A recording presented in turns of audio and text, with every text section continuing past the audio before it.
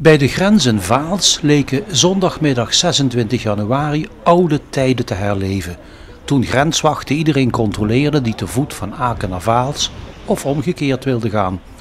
Het ging hier om een ludieke manifestatie van de nieuwe Europese partij Volt. We willen nog eens duidelijk maken hoe wij verwend zijn met open grenzen.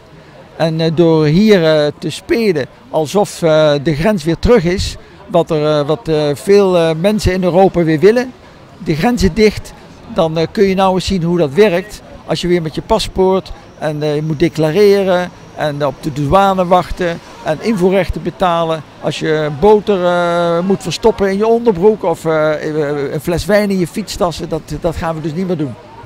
Hoe zijn de reacties? De reacties zijn tot nu toe positief.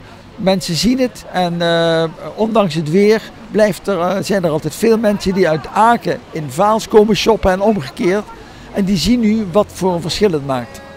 Volt is de eerste pan-Europese partij die met hetzelfde programma in meerdere landen mee gaat doen aan de verkiezingen voor het Europees Parlement in mei. In het Heuvelland bij elkaar, ik denk dat we nu aan leden zo'n 100, 200 leden hebben.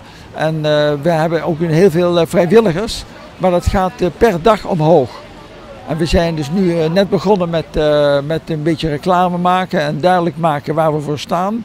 En we hebben een goede verwachting dat we in mei met een onafhankelijke Volt-fractie in het Europese parlement aanwezig kunnen zijn. Waarin verschillende mensen van verschillende landen vertegenwoordigd zijn. Zijn er helemaal geen nadelen aan open grenzen?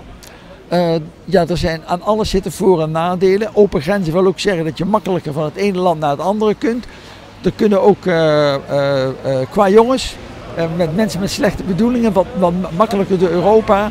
Maar we hebben, je kunt de een niet tegen het andere afwegen.